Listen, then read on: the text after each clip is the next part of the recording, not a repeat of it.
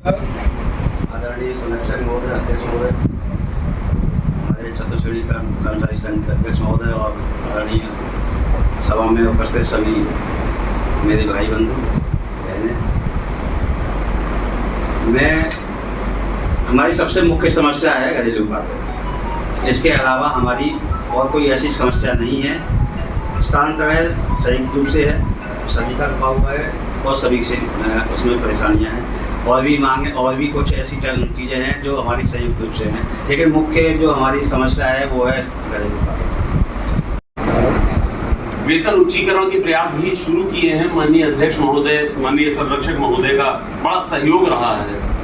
2-4-6 मित्र और हैं जिन्होंने जबरदस्त सहयोग किया है और ये राइटअप मैंने डाला होगा ग्रुपों पे, जिसमें हमने पदनाम परिवर्तन, सम्मानजनक पदनाम, माननीय उच्चतम न्यायालय के मुख्य न्यायमूर्ति कहते हैं कि जमादार पदनाम गलत है, सम्मानजनक पदनाम दीजिए। उन्हीं की बातों को आगे बढ़ाते हुए मैं कहता हूं कि मेरे चीफ जस्टिस कहते हैं कोई दूसरा तुम्हारी आवाज नहीं बनेगी। ये मुल्क आजाद भी तब हुआ था जब अपनी आवाज लोगों ने उठाई थी।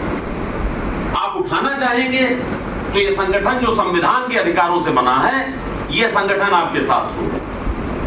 आप मौन होकर के सहना चाहेंगे तो मैं भी मौन होकर के बैठना जानता हूं। ये आपको तय करना है कि क्या होगा, कैसे हो। साथ ही हमने पूरे देश में नियमों, आप अपने जिला जजेस को दीजिएगा कि वे इन निर्देशों के अंतर्गत कार्य करेंगे और अवकाश लंबित नहीं रखेंगे। न्यायपालिका का कोई कर्मचारी शौकिया जाता ही नहीं है अवकाश पर, क्योंकि उसके पीछे इतना काम होता है कि वो समझता है कि मुझे लौटने के बाद इन्हीं फाइलों में फिर यूज। किसी के माता पिता की तबीयत खराब हुई, किसी के बच्चे की परीक्षा है, आपने उसमें रोक दी तनख्वाह। कितना अमानवीय कृत्य है अपने ही कर्मचारियों के साथ। एफटीसी के संविदा कर्मचारी हैं, उनके लिए, जिनके लिए रेड कारपेट उपलब्ध है।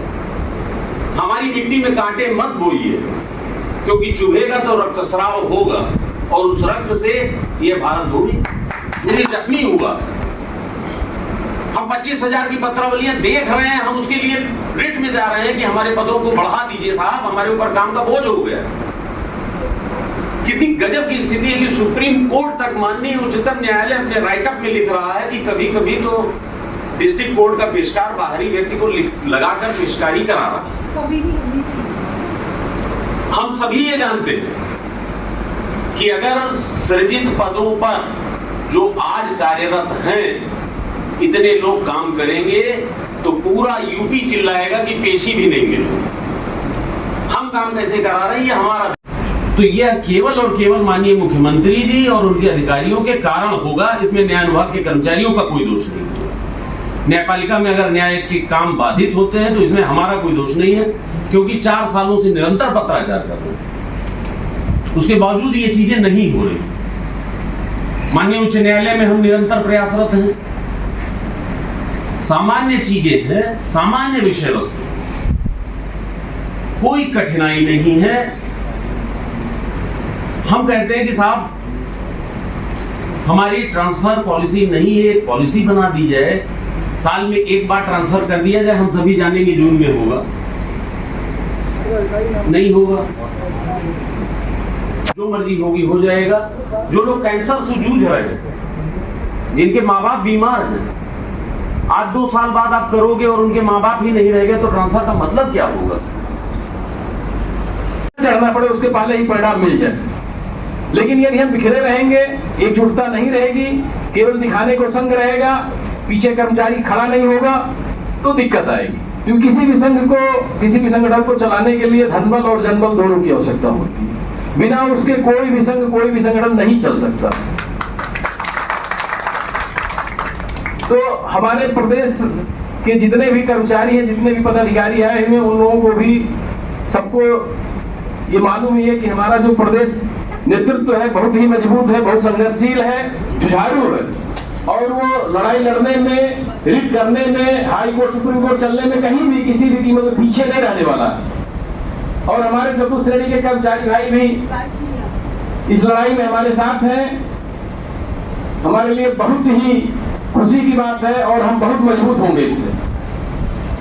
रही बात स्टेनोग्राफर संघ की, तो मैं खुद एक स्टेनोग्राफर हूँ, लेकिन हमने कई बार प्रयास किया। दीक्षित जी से भी हमने बात किया था, नेगी जी से भी बात किया, लेकिन हमारे सुधांशु शुक्ला नाम का एक स्टेनो है, उसका किसी से कोई बात नहीं होती। जितने स्टेनो है 35-36 में सिंगल एक स्टेनो से भी उसकी नहीं बढ़ती, लेकिन उन लोगों ने उसको प्रदेश उपाध्यक्ष बना रखा है और वो हरदम बरगलाता रहता है। उसी के नाते आज स्टेनोग्राफर संघ यहाँ नहीं है। ये गलत बात, उन्होंने नहीं, आप लोगों ने उन्हें बनाया है। और सब रोटी खाते हैं, हर स्टेनो को अपना अपना पता है, जिनको आना होता वो आते हैं। अगर मैं संघ की, ये संघ की बात, नहीं आएगा, संघ की बात कही गई है, संघ नहीं आया, संघ नहीं आया। आप पता कर लीजिएगा कि सुधांशु कौन है, कैसा है। अब जो जैसा हमको जो बताया गया, दीक्षित जी ने जो बताया, नेगी जी से बात हुई, उन लोगों ने घुमा फिरा करके वही बात बताया। और वो मेरे जिले का है, मुझसे जूनियर, मैं उसको जानता हूँ वो कैसा आदमी है। हमने खुद उसकी बातचीत नहीं होती, कई बार जूता तक उठाना पड़ा मुझको उसके लिए, तो मैं जानता हूँ। वो बरगला देता है, लोग नहीं है, तो जो नहीं आएंगे वो अपना फायदा नुकसान समझ रहे होंगे, फायदा लेना नुकसान करना है, जो भी होगा। लेकिन जो लोग आए हैं अपने अधिकारों पर जागृत हैं,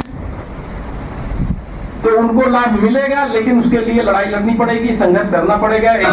मेरा एक निवेदन हो रहा है, हर जिले में पक्ष विपक्ष भी होता है, प्रांतीय स्तर पे भी होता है। मैं उन सभी से भी यही निवेदन करूंगा कि पक्ष विपक्ष भूल जाइए, चाहे जिला स्तर का हो, चाहे प्रदेश स्तर का हो, सब एक होकर जब ये दिखा देंगे माननीय उच्च न्यायालय को या शासन को, किसी माइक के लाल में ताकत नहीं जो वो हमारी मांग न दे सके। और मैं जो मंच पे लिखा है, आशु लिपिक संघ श्री भरत सिंह नेगी जी को भी मैं इस मंच के माध्यम से सूचित कर रहा हूं।